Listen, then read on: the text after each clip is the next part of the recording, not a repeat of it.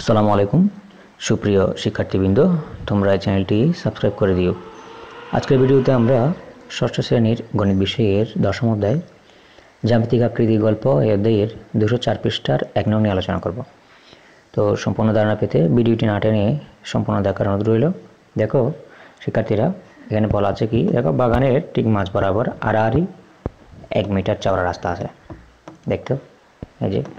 তারপর বাগানটির পরিসীমা কত হবে, পরিসীমা নির্ণয় করব। একটা কথা হচ্ছে, চলো রাস্তা দুটোর মোট ক্ষেত্রফল নির্ণয় করি, মানে এই যে রাস্তা দুইটা এটার ক্ষেত্রফল নির্ণয় করব। তো আমরা দেখি একটা একটা করবো। এখন প্রথমে এই যে রাস্তার দৈর্ঘ্য এবং প্রস্থ দেওয়া আছে, দৈর্ঘ্য কত দেওয়া আছে দেখতে পাচ্ছ 40, প্রস্থ হচ্ছে কত 30। তো এগুলো আমরা দেওয়া আছে দিয়ে সেগুলো লিখছি। এই যে দৈর্ঘ্য 40, প্রস্থ হচ্ছে 30। তো বাগানের পরিসীমা সমান আমরা কি জানি, জানো তো তোমরা না? আয়তাকার ক্ষেত্রে পরিসীমা সমান হচ্ছে কি 2 গুণ দৈর্ঘ্য যোগ প্রস্থ, এটা হচ্ছে আয়তাকার বাগানের পরিসীমা। তো দৈর্ঘ্য জায়গায় আমরা দৈর্ঘ্য লিখছি 40, প্রস্থ জায়গায় প্রস্থ লিখছি। তো আমরা এখন কি করব, এগুলোকে যোগ করব। তো 40 আর 30 যোগ করলে 70 হচ্ছে, 70কে 2 দিয়ে গুণ করো, তাহলে 140 মিটার। এটা হচ্ছে কি বাগানের পরিসীমা।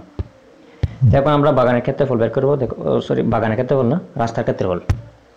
এই যে রাস্তা দুইটা গেছে না দিক দিয়ে, রাস্তা দুইটার ক্ষেত্রফল আমরা বের করব, ঠিক আছে? তাহলে রাস্তার ক্ষেত্রফল কত হলে রাস্তার দৈর্ঘ্য বরাবর রাস্তার ক্ষেত্রফল হচ্ছে কত, এই যে 30 গুণ 1, ঠিক আছে, সরি 40 গুণ 1, আর প্রস্থ বরাবর হচ্ছে 30 গুণ 1, ঠিক আছে। তো এখানে লিখবা, তো দৈর্ঘ্য বরাবর রাস্তার ক্ষেত্রফল হচ্ছে 40 গুণ 1 বর্গমিটার, আর প্রস্থ বরাবর 30 গুণ 1 বর্গমিটার। তাহলে রাস্তার ক্ষেত্রফল অর্থাৎ দৈর্ঘ্য প্রস্থ বরাবর জায়গাটির ক্ষেত্রফল হচ্ছে কত, 1 গুণ 1, মানে একক 1 মানে 1 বর্গমিটার। তাহলে রাস্তার ক্ষেত্রফল কত হবে? রাস্তার ক্ষেত্রফল, রাস্তার দৈর্ঘ্য ছিল 40, প্রস্থ ছিল 30, তাহলে 30 আর 40 যোগ করলে হচ্ছে কত হচ্ছে 70, 70 থেকে 1 বাদ দাও, তাহলে হচ্ছে 69।